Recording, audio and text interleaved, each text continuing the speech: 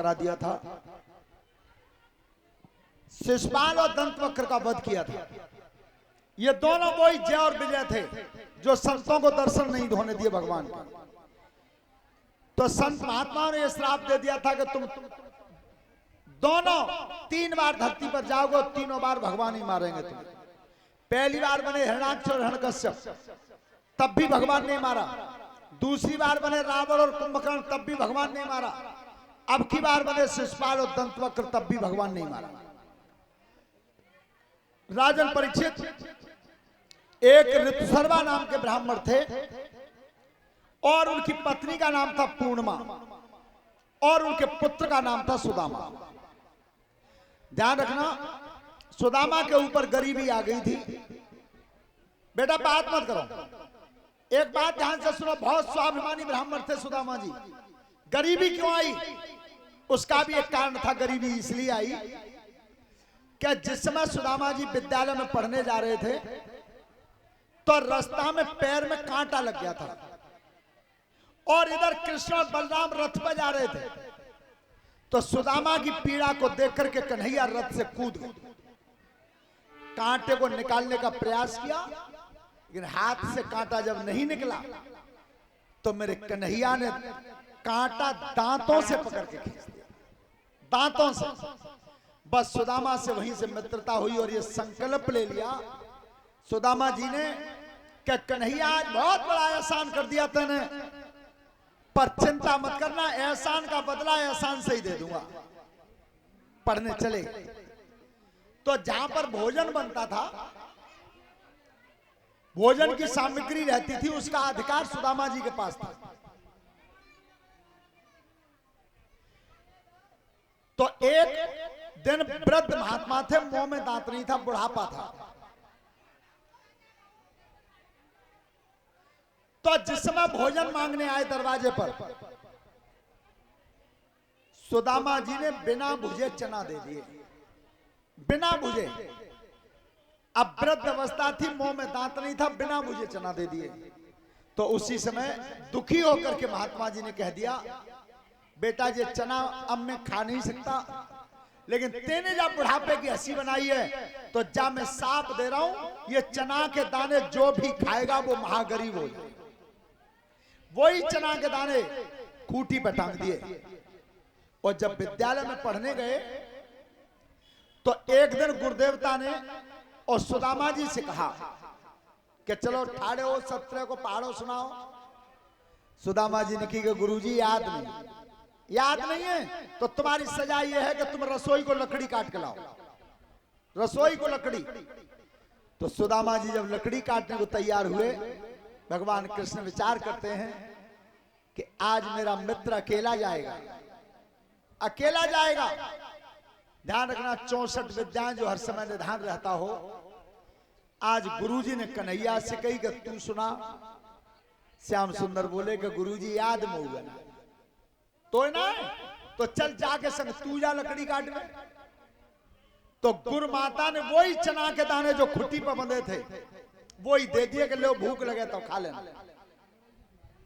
सोता बंधो, आज भगवान कन्हैया वृक्ष पर चढ़ गए। बेटा बात मत करो, बहुत थोड़ा समय, ज्यादा नहीं, 20 मिनट सुन लो बस। खूब करियो पे घर बात जाके। सुदामा जी नीचे खड़े थे, लेकिन आज विचार करते हैं ये वही चना के दाने जो सांप लगा हुआ है। कन्हैया उस दिन तुमने मेरे पैर का कांटा दांतों से निकाल दिया, ऐसे मित्र के लिए। देखो सुदामा की सोच क्या थी, उस एक स्वाभिमानी ब्राह्मण के लिए ताली बजाना सब जोर से। क्या सोच थी? कन्हैया तुमने मेरे पैर का कांटा दांतों से खींच दिया। अरे ऐसे कृष्ण जैसे मित्र को मुझे हजारों बार गरीबी लेना स्वीकार है, पर कृष्ण को गरीब नहीं होने दूंगा, नहीं होने दूंगा। वो सांप लगे हुए चना सुदामा जी खा गए। और कन्हैया ने ऊपर से पूछी कि सुदामा का खा रहे हो? कि कछुना भैया ठंड के में दांती बज रही है। वो बात छिपा ली, लेकिन स्वयं गरीबी धारण कर ली, लेकिन अपने मित्र को गरीब नहीं होने दिया। आज सुदामा जी पत्नी सुशीला कहती है कि मैंने ये सुना है कि तुम्हारे मित्र द्वारका के राजा हैं, तो उनसे मिले आओ। सुदामा जी बोले, सुशीला मित्र के पास और गुरु के पास खाली हाथ नहीं जाते, खाली हाथ नहीं जाते। कछु है घर में, ध्यान रखना, 4 मुट्ठी चावल बांधे, 4 मुट्ठी चावल बांधे, और आज वो चावल की पोटली बांध के सुदामा जी अपने मित्र कन्हैया से मिलने के लिए चलते। किस तरह से? हेलो। अरे कहा करें द्वारिका जाई, हो जाई, और मुँह पे बहुत बड़ी लाचारी है।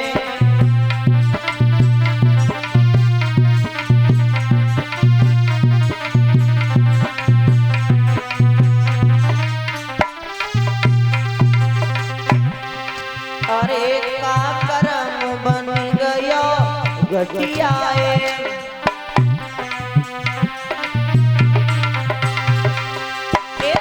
का करम बन गया गठिया है। टूटी सी हाथ में लठिया है।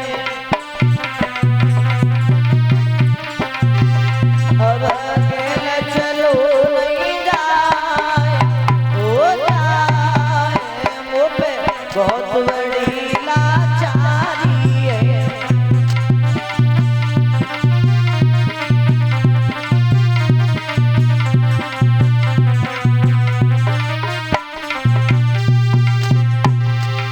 अरे कहा करें द्वारिका जाए, हो जाए, मुँह पे बहुत बड़ी लाचारी है।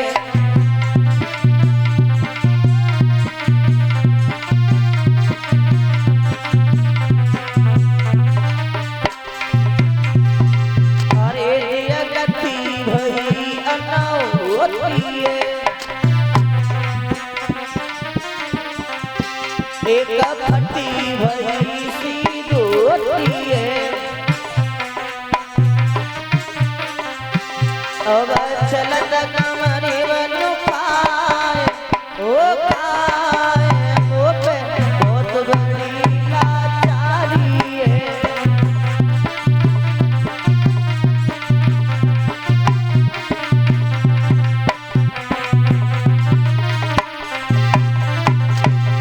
कहा करें द्वारिका जाए, हो जाए, मुँह पे बहुत बड़ी लाचारी है।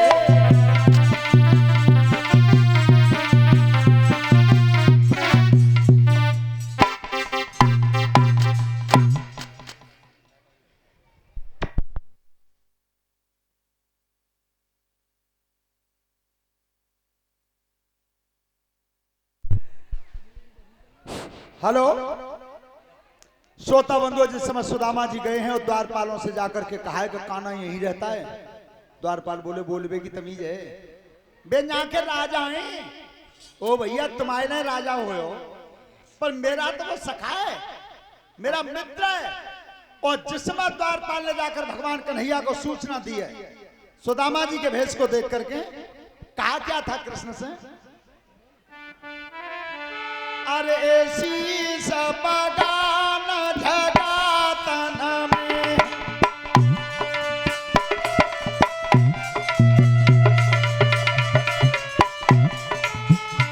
अरे सी सबगान जगातन में, प्रभु जाने को आई बसे रामा।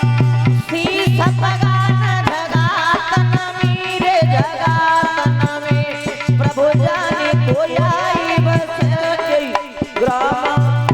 और धोती फटी सी लटी दुपट्टी, और पाई उपान हटी नाग सामा। धोती फटी सी लटी दुपट्टी रे लटी दुपट्टी, और पाना उपान की नहीं सामा। और द्वार खड़ो तुझा दुर्बल, एक न हो चकी सो वसुधाय भिलामा।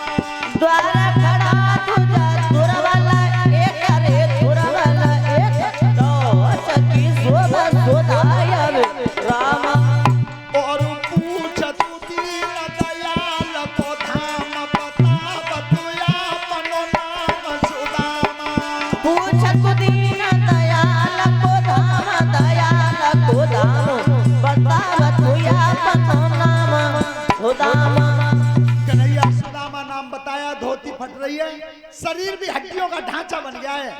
ए भगवान नंगे पैर भागे। नंगे पैर जब सुदामा का नाम सुना, आज जेठ भर के अपने मित्र को वहां बैठा दिया जिस आसन पर स्वयं बैठते थे, मणियों के आसन पर बैठाया। और जब कन्हैया धरती पर बैठे तो नीचे धरती पर बैठ के तब बोले अपने मित्र से, सुदामा से, क्या बोले? अरे कैसे बिहाल बीमार सो,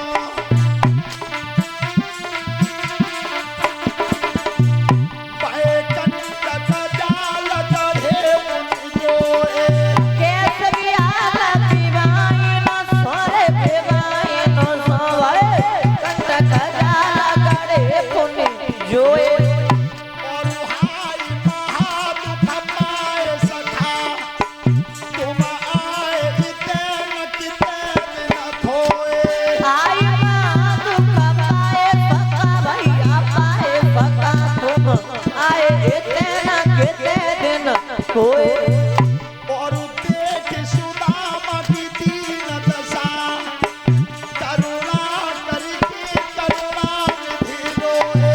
देख सुदामा की दीन दशा, भैया दीन दशा, करुणा करके करुणानिधि रोए। और पानी परात को हाथ छुओ नहीं, मीनन के जल सुई पद धोए। पानी परात को हाथ छुआ नहीं, हाथ छुआ यार, नैनन के जल सोई पग धोए। कैसे परीक्षित भाजे हैं तई जोरते हैं? अच्छा, तो तई तेज ना भाजना चाहिए। हमारे यहाँ राकेश बाबू अकराबाद के पास एक गांव में भागवत चल रही, पंडाल भर रो, 3 बज रहे, पूरा पंडाल भरो, बीच भीड़ में थे एक बहन जी उठ के बहुत तेज भाजी घर को, सही बता रहे, पूरा पंडाल उन्हीं के संभाज में सब। अब लौट के आई, पता चली गई ए बहना मेरी भैंसिया घाम में बंधी रहेगी, मैं भूल गई, मुझे ध्यान ना। अब बताओ तो एकदम कोई उठ के भाजे तो जरूर दिमाग में सकोई के का बात है, तो परीक्षा जीते ही तेज भाजे ऐसे दोनों भाजे सोता बंधो। तब कही भैया भाभी ने कछु भेजो है, इतने रो गए थे कन्हैया के नेत्रों के जल से पैर धो दिए सुदामा के। तो अब चावल भाई पोटरी ने और कस के दावेली कछना भेजो। भगवान ने वो पोटली निकाल ली सुदामा, अब वही बचपन भाई चोरी की आदत गई ना है, सामने रख ली। और ध्यान रखना द्वारकाधीश ने चावल खाए तो खाए के, जो भी माताएं मैंने चावल लाई हो तो फैलाना कोई मत। और जो व्यवस्थापक बच्चे हैं, लला सुमित कहाँ हैं, जो सब बालक बुलाते, बोरी ले लो, बोरी या बर्तन ले लो, कोई परात में, परात है जो कान डोलेंगे, सब इकट्ठे कर लेना, कोई फैलाना मत।